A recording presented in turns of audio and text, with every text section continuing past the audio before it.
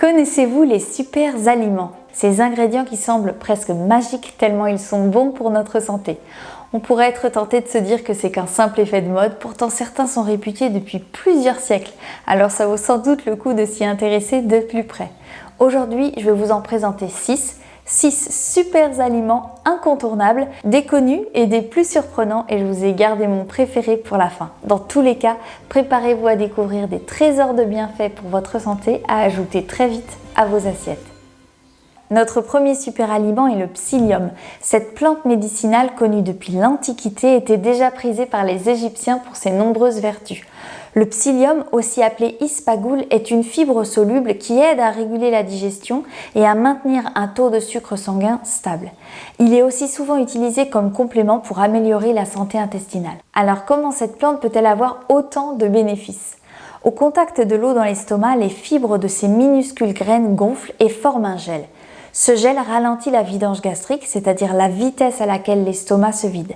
Et ça a pour effet de ralentir également l'arrivée du glucose dans le sang, ce qui a un effet positif sur la glycémie quand il est pris pendant les repas. Le psyllium peut stabiliser la glycémie en évitant ou diminuant l'intensité des pics de glycémie. Autre avantage, en gonflant, les fibres du psyllium vont créer du volume dans l'estomac et augmenter la sensation de satiété. Et puis côté digestion, ce volume créé par les fibres stimule le transit, donc ça évite la constipation, et ça nourrit également les bonnes bactéries au niveau du côlon. Le psyllium convient à presque tout le monde à condition d'en prendre en quantité modérée et progressivement. Les quantités recommandées sont d'1 à 3 cuillères à café par jour, à ajuster selon votre tolérance et à répartir en plusieurs prises si besoin. Si vous en prenez trop ou trop d'un coup sans y être habitué, vous pouvez avoir des flatulences ou des ballonnements.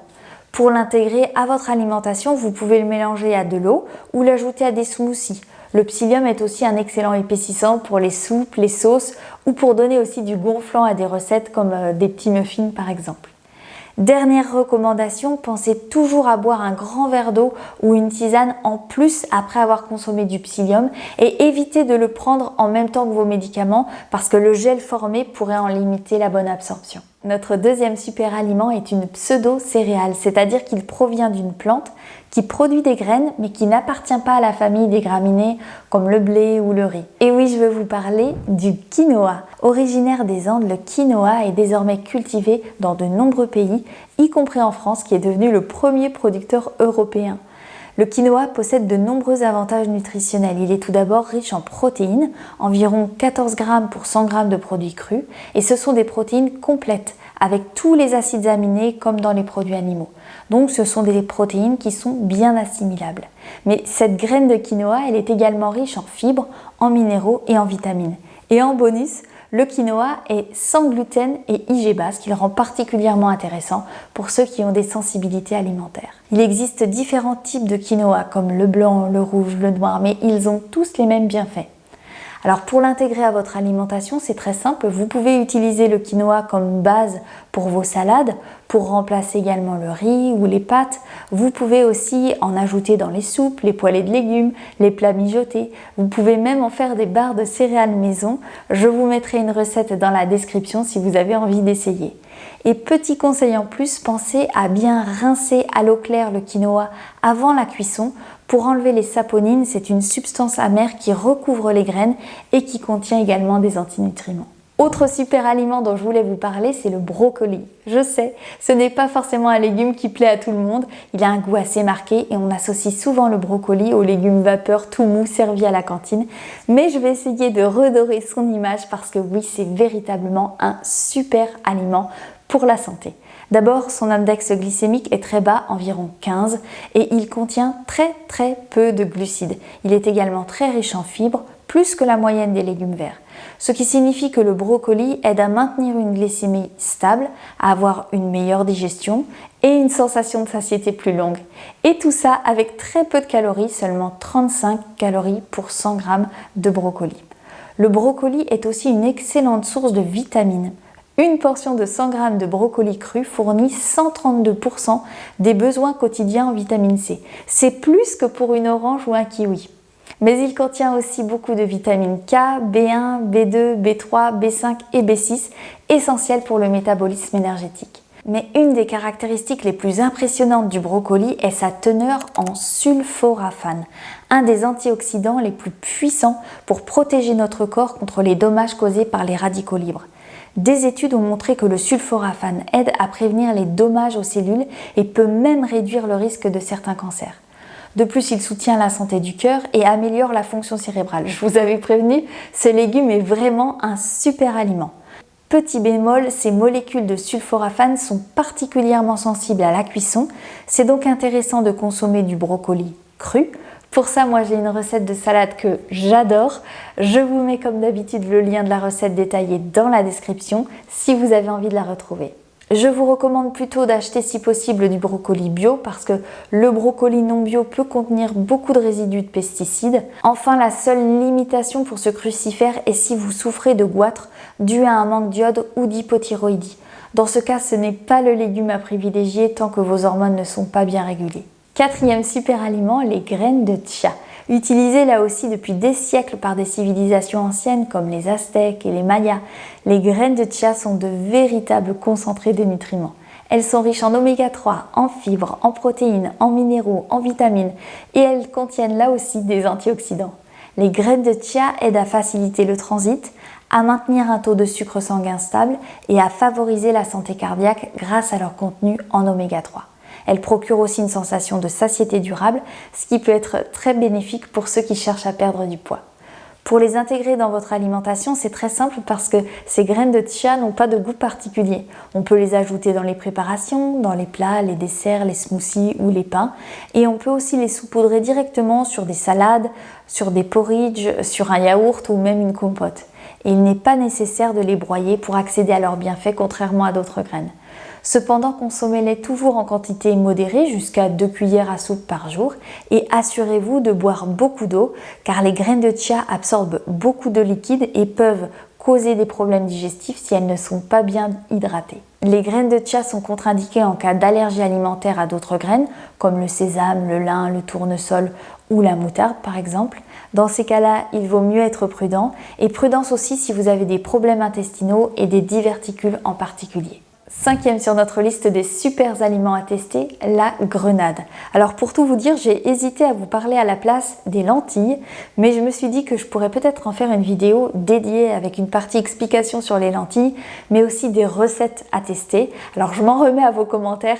Si ça vous intéresse une vidéo spéciale lentilles, n'hésitez pas à me le faire savoir juste en dessous de la vidéo ou dans les commentaires et je me ferai un plaisir de vous la préparer. Mais bon, pour revenir à la grenade, eh bien c'est un des fruits les plus anciens. Elle est également appelée pomme grenade et elle a une longue histoire. Originaire d'Asie centrale et de Perse, elle est aujourd'hui principalement cultivée dans les pays d'Orient et du pourtour méditerranéen. L'intérêt pour ce fruit millénaire a depuis les années 2000 explosé suite à des études scientifiques montrant des bénéfices nets pour la santé. La grenade est riche en vitamine C et K ainsi qu'en folate. C'est aussi une excellente source de fibres, ce qui est bénéfique pour le transit intestinal, mais ça vaut surtout si on la consomme fraîche sous forme de graines. Niveau énergétique, la grenade est relativement sucrée, même si ses tanins lui donnent un goût un petit peu astringent et acidulé. Côté index glycémique, le jus de grenade a été testé à 53, donc on peut estimer que le fruit entier avec ses fibres a un index glycémique modéré. Mais le plus intéressant dans la grenade, c'est sa richesse en antioxydants, notamment en polyphénols, les flavonoïdes et l'acide éllagique. Ces composés puissants aident à neutraliser les radicaux libres pour éviter qu'ils endommagent nos cellules et provoquent leur vieillissement prématuré.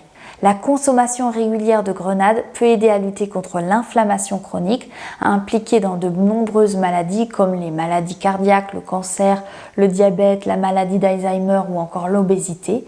Des études ont montré que la grenade est efficace en complément des traitements pour soulager les douleurs de l'arthrose et elle serait également bénéfique pour prévenir les maladies cardiovasculaires en améliorant la circulation et la tension sanguine.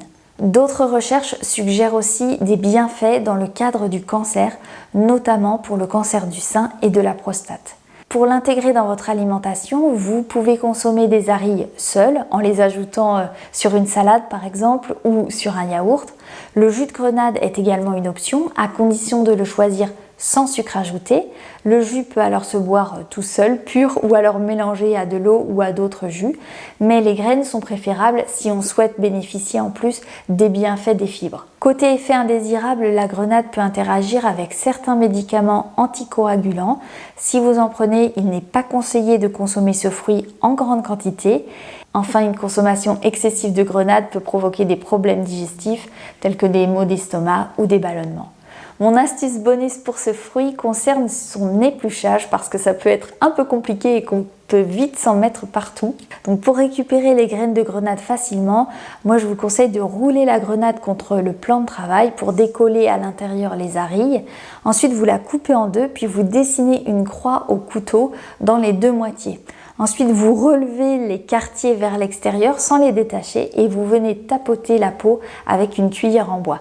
Les graines vont alors tomber toutes seules dans le saladier et une fois récupérées, vous pouvez les conserver quelques jours au frigo dans un contenant hermétique ou alors les congeler. Super aliment suivant, mon préféré, c'est le cacao. C'est bien sûr l'ingrédient magique derrière le chocolat, mais en réalité c'est bien plus qu'une simple gourmandise. Le gros point fort du cacao, c'est en fait sa richesse en flavonoïdes, une famille de polyphénols puissants. À la base, les polyphénols sont dans la plante ou ses fruits pour l'aider à se protéger des bactéries, virus et moisissures qui l'entourent, un petit peu comme des boucliers. Et quand on mange cette plante et qu'on absorbe donc ces mini boucliers, ces polyphénols ont de nombreux bénéfices pour notre corps. Pour le cacao, ils ont un effet anti-inflammatoire, ils améliorent la sensibilité à l'insuline et ils augmentent l'élasticité des vaisseaux sanguins. C'est d'ailleurs pourquoi le cacao est reconnu bon par la Fédération française de cardiologie. Le cacao est également riche en magnésium, un minéral essentiel utilisé dans plus de 250 réactions biochimiques dans tout notre corps. Il est par exemple important pour la gestion de la glycémie, de la production d'enzymes ou encore d'énergie à l'intérieur de nos cellules. Autre point intéressant, le cacao contient des fibres, environ 13 grammes pour 100 grammes de cacao et c'est une bonne source de potassium. Le cacao contient aussi du fer, mais c'est un fer non héminique, donc c'est un fer moins bien absorbé par l'organisme que le fer animal. Et en plus de tous ces bienfaits, le cacao a un effet tonifiant et légèrement stimulant grâce à deux substances qu'il contient, la théobromine et la caféine. Pour l'intégrer dans votre alimentation, privilégiez le cacao non sucré et non transformé, comme le cacao en poudre nature ou le chocolat noir contenant au minimum 70% de cacao. Vous pouvez ajouter une cuillère à café de cacao dans vos desserts, vos yaourts ou votre café pour une petite saveur noisette et puis bien sûr dans des recettes de pâtisserie. Pour terminer, je voulais vous parler d'un dernier super aliment en bonus, les graines de lin, particulièrement riches en oméga 3, en fibres alimentaires et en lignanes. Ces petites graines sont de vraies pépites et en les consommant régulièrement, vous pouvez booster votre santé et votre bien-être. Je vous laisse regarder cette vidéo pour savoir comment bien les consommer et ne pas faire l'erreur que je vois malheureusement trop souvent avec les graines de lin. Moi je vous dis à très vite et en attendant, prenez bien soin de vous.